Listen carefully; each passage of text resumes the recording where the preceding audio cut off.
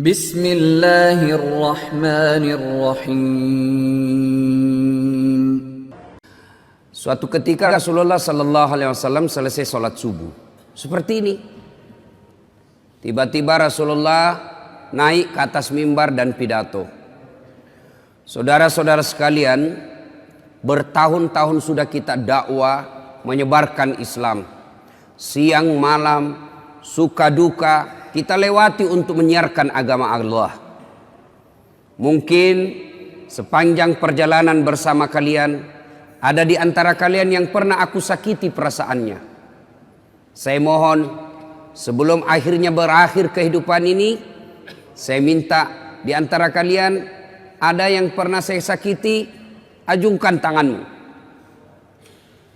Saya minta kalian membalas. Lebih baik hari ini daripada hari pembalasan kelak. Suasana hening. Hampir seluruh sahabat menangis, termasuk Abu Bakar Siddiq.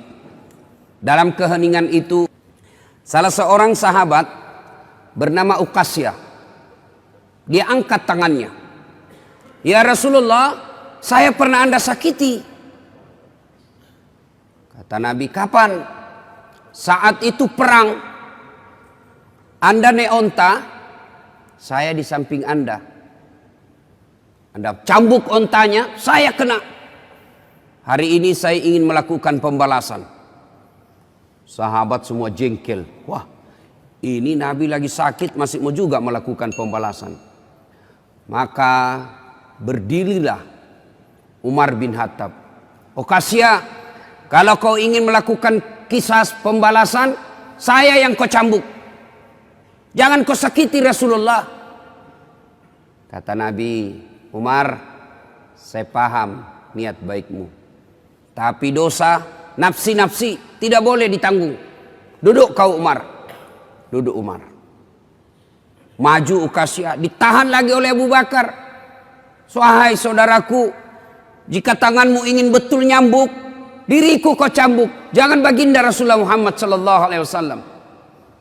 Nabi bersabda, Abu Bakar, saya paham niat baikmu, tapi dosa tidak boleh diwakilkan. Duduk kau, duduk Abu Bakar. Maju makin maju Uqasyah dengan cambuknya. Lalu berdiri cucu beliau Hasan Husain. Wahai Uqasyah, jika tanganmu ingin mencambuk keturunan Rasulullah, jika engkau ingin mencambuk darah daging Rasulullah, maka cambuklah kami cucunya. Sama kau mencambuk dan menyakiti Rasulullah. Tolong, jangan kakek kami kau sakiti. Nabi meneteskan air mata dan berkata, cucuku, dosa tidak boleh diwakilkan untuk. Duduk engkau, duduklah.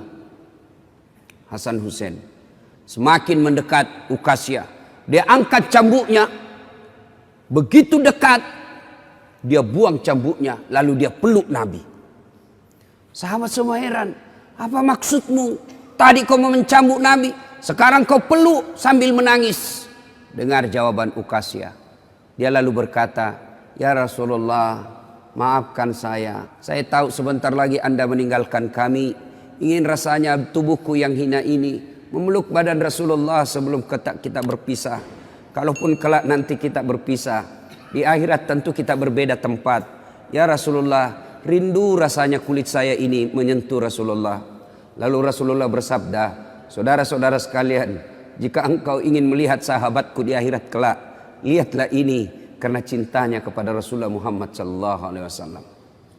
Tepat hari Senin 12 Rabiul Awal tahun ke-11 Hijriah, bersamaan dengan hari lahirnya Rasulullah, hari Senin tanggal 12 Rabiul Awal tahun ke-11 Hijriah, Allah perintahkan kepada malaikat Jibril, Jibril, kau turun jemput kekasihku Muhammad, cabut nyawanya, dengan catatan, tanya dulu, jika dia sudah mau, lakukan tugasmu, tapi jika belum mau, tunda tugasmu sampai dia mau. Panggil 3 malaikat menyertaimu, Mikail, Israel, Israfil. Turunlah malaikat. Di langit ke-7 mereka masih berempat. Langit ke-6 mereka masih berempat. Sampai di langit pertama malaikat Jibril berkata, wahai malaikat pencabut nyawa, kau sajalah yang turun ke dunia. Saya tidak tega menemanimu dan melihat engkau mencabut rohnya Muhammad sallallahu alaihi wasallam. Lalu malaikat pencabut nyawa berkata, Jibril, kenapa kau tidak turun menyertai kami? Bukankah selama ini engkau yang menyertai Rasulullah? Bukankah selama ini engkau yang menemui Rasulullah? Kami tidak pernah menemui Rasulullah. Turunlah bersama kami. Jibril berkata, maafkan saya tidak betul-betul tidak mampu melihat engkau mencabut rohnya Rasulullah. Turunlah 4 malaikat ini. Lalu malaikat mengetuk pintu Rasulullah, ketuk rumah Rasulullah. Assalamualaikum warahmatullahi wabarakatuh ya Rasulullah. Nabi dalam rumah menjawabnya, Waalaikumsalam warahmatullahi wabarakatuh. Fatimah membuka pintu, ternyata tidak ada orang di depan pintu. Rasulullah lalu bersabda, sudah ada di samping saya. Malaikat pencabut nyawa berkata, ya Muhammad, hari ini aku diperintah Allah untuk mencabut ruhmu. Menurutmu bagaimana? Kira-kira kalau Bapak ditanya seperti itu, apa jawaban Bapak? Kalau saya ada saat, hari ini Allah perintah untuk mencabut ruhmu, maka saya akan menjawab, tunggu dulu, istri saya baru 1. Rasulullah menjawabnya, wahai malaikat, 24 nabi dan rasul senior saya, 24 nabi dan rasul pendahulu saya, setelah mereka melaksanakan tugas, mereka pun menghadap kepada Allah. Hari ini saya siap menghadap, tapi saya lihat ini ada keanehan. Apa ya Rasulullah? Mana malaikat Jibril? Kok tidak ada di antara kalian? Mana sahabat saya? Mana Jibril? Malaikat pencabut nyawa berkata, Jibril menunggu di atas langit. Dia tidak datang untuk menyertai kami. Lalu Nabi perintahkan, kau panggil dulu. Ada perkara yang penting yang ingin saya tanyakan kepada Jibril. Setelah itu saya siap menghadap kepada Allah. Naiklah malaikat pencabut nyawa dan berkata kepada Jibril, ya Jibril, engkau dicari sahabatmu. Turunlah engkau menyertai kami. Turun malaikat Jibril. Lalu ketemu dengan Nabi.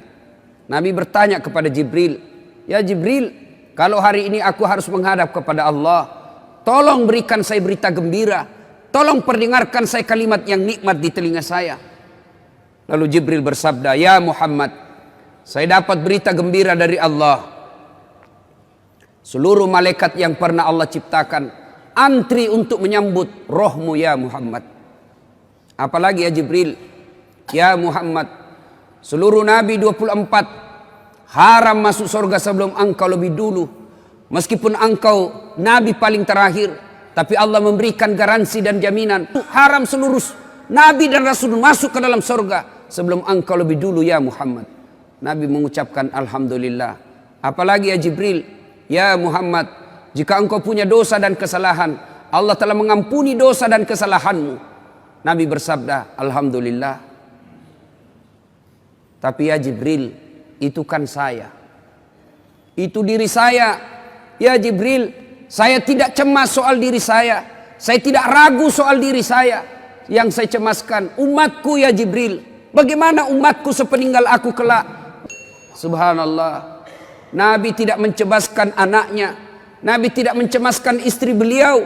Nabi tidak mencemaskan keluarga beliau. Yang beliau cemaskan, umatku ya Jibril.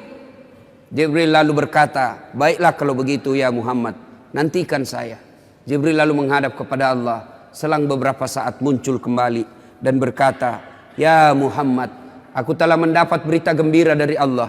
Meskipun engkau sudah tidak di tengah-tengah mereka, meskipun engkau sudah tidak berada di tengah umatmu, selama umatmu berpegang kepada Quran dan Sunnah, mereka akan selamat dunia sampai di akhirat. Mendengar ini Rasulullah lalu tersenyum dan berkata, Alhamdulillah, segala puji bagi Allah. Malaikat pencabut nyawa, silahkan laksanakan tugasmu.